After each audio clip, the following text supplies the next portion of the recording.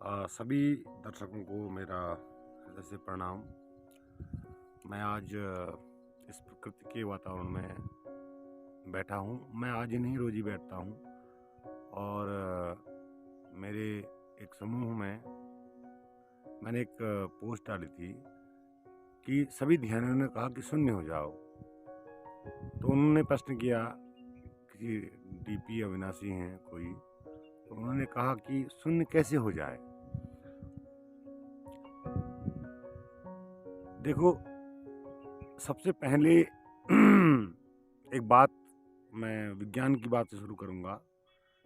Newton, Einstein, इन वैज्ञानिकों ने जो भी खोज की, खासकर आइंस्टीन ने जो खोज की, सापेक्षता का सिद्धांत, कि इस दुनिया में हर एक चीज सापेक्ष है। ये बहुत बड़े चमत्कार की बात है अगर कोई इसको समझे तो।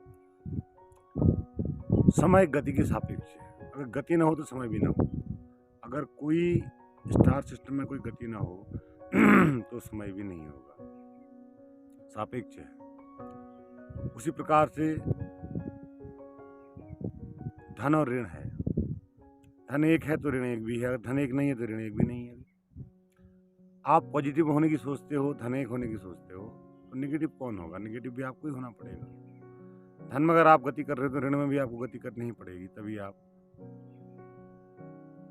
अस्तित्वगत हो पाएंगे, अन्यथा आपका अस्तित्व नहीं हो पाएगा। तो मेरा कहना ये है इस बात पर कि शून्य कैसे हुआ जा सकता है।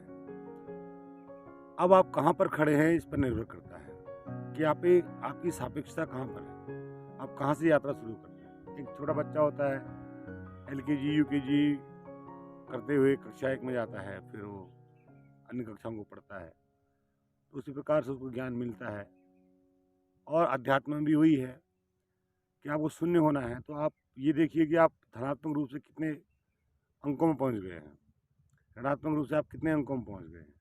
आपको समेटना होगा खुद को, आपको उस यात्रा से खुद को समेटना होगा। अगर आपको शून्य माना है तो आपको धनात्मक और ऋणात्मक गति दोनों को समेट कर शून्य में स्थित होना होगा।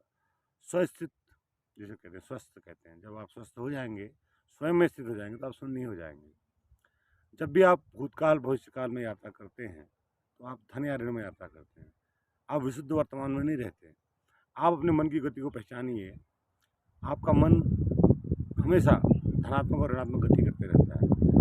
अगर आप अपने मन की गति को पहचान गए और आपने उस पर कंट्रोल करना सीख लिया कि मेरा मन धन में गया, मेरा मन ऋण में गया, मेरा मन न धन में है न ऋण में है, तो कहाँ है? शून्य में है। शून्य मन का मतलब आत्मा है, और आत्मा का मतलब परमात्मा है, का मतलब शून्यता है। शून्यता, मन की शून्यता, मन की गति को विराम दे देना ही शून्य हो जाना है। उस मन की गति को विराम देने के लिए आपने साक्षी भाव को साधना होगा। साक्षी भाव बोले तो आपने मन का निरीक्षण करना होगा कि अब मन गया।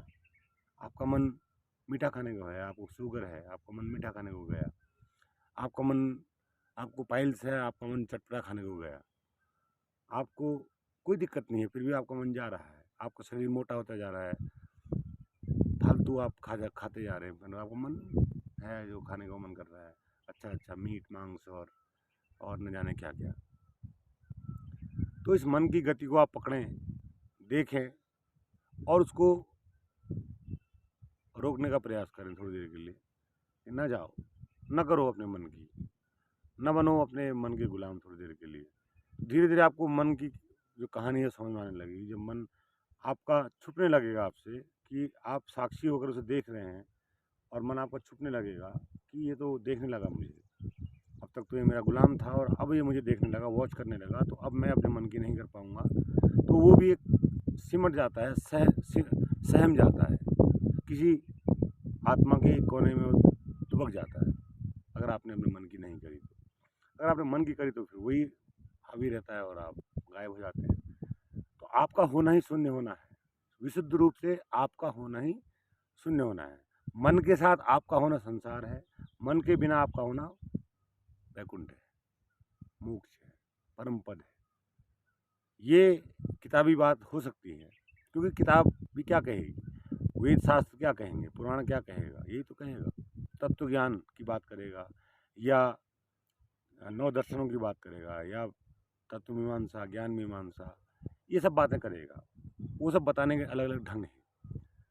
जिनको शब्दों का जितना ज्ञान है वो उसी ढंग से बताते हैं, पर मैं इसी एक वीडियो में आपको बता दे रहा हूँ कि अगर आपको शून्य होना है तो आप मन के निरीक्षक बन जाइए। एक पोस्ट पा लीजिए आप अपने ही अंदर कि I am the observer of mind, OM। आप बन जाइए ऑब्जर्वर ऑफ माइंड, OM, ओम। आप ओम बन जाइए, ऑब्जर्वर ऑफ माइंड।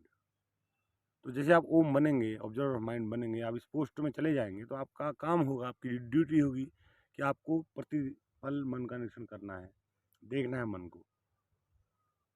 तो आप देखेंगे तो पाएंगे धीरे धीरे कि आपका मन विलुप्त होने लगा। धीरे धीरे आप पाएंगे कि आपका मन अब ऐसा नहीं रहा जैसा पहले था शांत, अब वो शांत होने लगा है। और 1 साल तक ये साधना करने के बाद फिर आप ध्यान शुरू करिए। जब आपका मन में पूरा कंट्रोल हो जाए, फिर अब ध्यान की शुरुआत करिए आप। जब आपने खेत को तैयार कर लिया, उसके खरपतवार हटा लिए, मिट्टी को भुरभुरा मुलायम बना लिया, तो अब आप बीज डाल सकते हैं ध्यान का उसके अंदर। और फिर 1 साल आप ध्यान करिए। ध्यान किसका? शून्य का, शून्य होने का ध्यान। मतलब आप शून्य होने की स्थिति में आ चुके हैं ऑब्जर्वर बनकर। अब उस स्थिति में आप 1 घंटा, 2 घंटा, 3 घंटा, 4 घंटा, 5 घंटा, जो भी आप बने रहना चाहते हैं बने रहिए। या मेरी तरह जैसे मैं ध्यान के भी पार चला गया हूँ। अब मैं जहाँ भी बैठता हूँ मैं शून्य ही होता हूँ। मैं बोल रहा हूँ मैं शून्य ही हूँ। तो फिर ध्यान की भी आवश्यकता नहीं पड़ेगी आपको। आप अपने जीवन में फिर पूर्णतः आनंदित हो जाएंगे। और न फिर कोई मौत है, न कोई फिर क्लेश है, न कोई धन है, न कोई ऋण है। तो इस बात का मैंने आपको 2 चरण बताए। उन 2 चरणों पर आप अपना काम करिए और निश्चित ही आप शून्य हो जाएंगे, ये मेरा विश्वास है। जैसे प्रकृति शून्य है, प्रकृति को आप देख रहे हैं एकदम शांत और शून्य है, उसी प्रकार आप भी शांत और शून्य हो जाएंगे।